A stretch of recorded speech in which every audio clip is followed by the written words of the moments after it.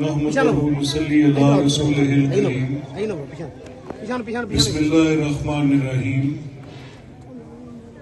محترم جناب ملک رشید احمد خان صاحب، میرے بھائی جناب افضل کھوکھر صاحب، جناب ملک انس محمود صاحب، جناب رانا اسلم صاحب، جناب رانا شکیل صاحب اور ان کے ساتھی، حاضرین مجلس، السلام علیکم. میں کہتا ہوں او میزان تولو، حساب کرو. اگر مجھے کوئی اقوام عالم میں جینے کا حق دے، اگر کوئی میری خودداری کی حفاظت کرے، اگر وہ بھارت جیسے دشمن کے دانت کھٹے کرے، اس کے 5 رافیل طیارے چشم فلک نے دیکھا کہ چند لمحوں میں نیست و نابود کرے، میرے ملک کی حرمت پر آنچ نہ آنے دے، میرے پاکستان کی حفاظت کرتے ہوئے، میری بہو بیٹیوں کی، میرے بھائیوں کی، میرے پاکستان کے عوام کی حفاظت کرتے ہوئے بارڈر پر اپنی جانوں کی قربانی دے، ہندوستان کی راہ کی ایجنسی کا بلوچستان کے اندر در اندازی کا مقابلہ کرے، ان بلوچ لبریشن فرنٹ والوں کے جو کہ راہ کے ایجنٹ ہیں، پاکستان کے شہروں پر حملے کرتے ہیں، ان کے دانت کھٹے کرے، ان طالبان کا مقابلہ کرے جو مسجدوں میں، چوکوں میں، اسکولوں میں بم پھاڑتے ہیں. او بھائی، میں ان سے بات کرنے کو تیار نہیں، میں کسی دہشت گرد کو اپنے ساتھ بٹھانے کو تیار نہیں. یہ فوج میرے ماتھے کا جھومر ہے، اس کا ایک ایک جوان، اس کا سپہ سالار، اس کا ایک ایک افسر جو میری حفاظت پر اس ملک کی خاطر اپنی جان کی قربانی دیتا ہے. ذرا ہوش سنبھال کے بات کرو. سب کو کردار یاد ہے اور عوام پاکستان اس بات پر ناز کرتے ہیں کہ ہندوستان کو شکست دے تو میرا سپہ سالار ان کے جہاز گرائے تو میری فضائیہ. میں تمہاری کسی بات کو نہیں مانتا، مجھے پاکستان کی حرمت عزیز ہے.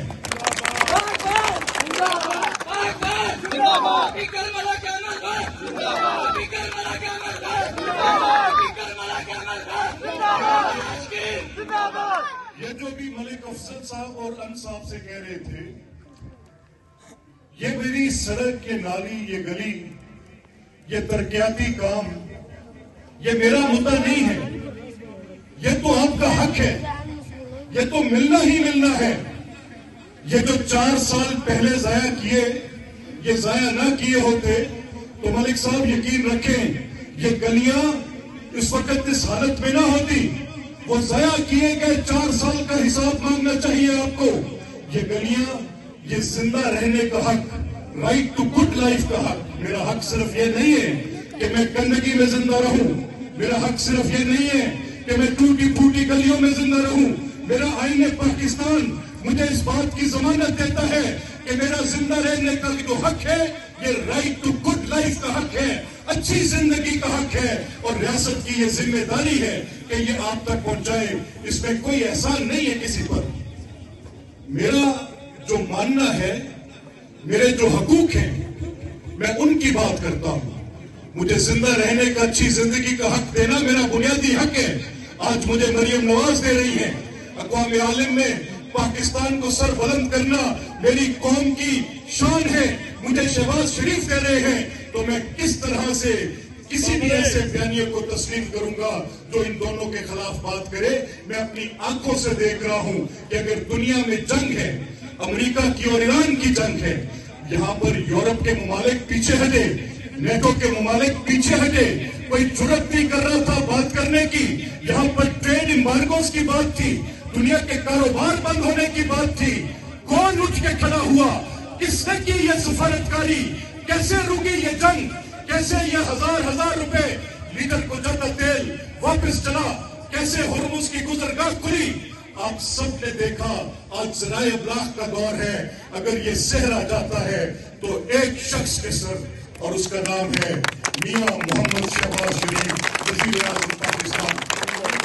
دنیا میں امن کا دائی ہے. آپ مجھے کہتے ہیں کہ وہ لوگ جو پاکستان کے وجود سے انکاری ہیں، جو باہر کی ایجنسیوں سے پیسے لیتے ہیں، جو پاکستان کے اندر شورش برپا کرتے ہیں، جو कलभूषण यादव के एजेंट बनते हैं, जो हिंदुस्तानी एजेंटों को लाकर मेरे मासूम बच्चों का कत्लेआम करते हैं, आप कहते हैं मैं उनसे बैठ के बात करूं। इन्ना लिल्लाहि व इन्ना इलैहि राजिऊन। अपनी सोच पर, अपनी फिक्र पर खुद गौर करें।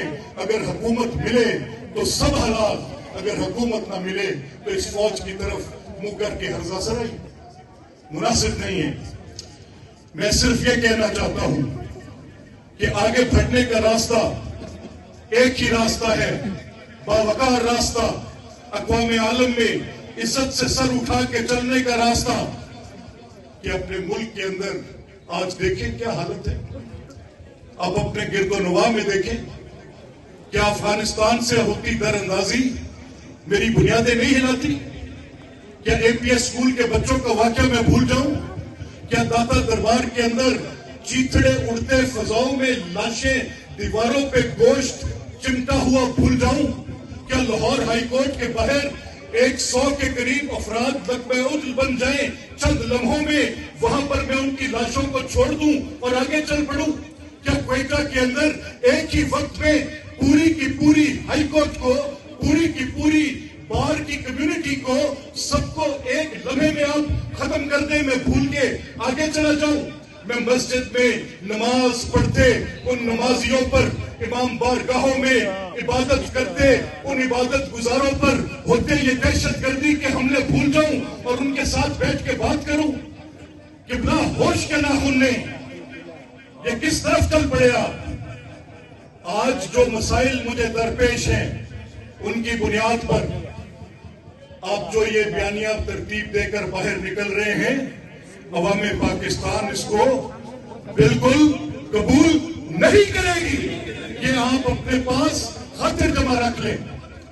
आखिर में मैं जनाब राना शकील साहब को, जनाब राना मोहम्मद असलम साहब को मुस्लिम लीग नून में शमूलियत करने पर और जनाब मलिक अफजल खोखर साहब को और मलिक अनस महमूद साहब को अच्छे साथियों की शमूलियत पर मुबारकबाद पेश करता हूं और आपको मैं यकीन दिलाता हूं कि ये आपके दस्तेबाजू बनकर आपके लिए ताकत का बाइस बनेंगे, अवामी खिदमत का बाइस बनेंगे।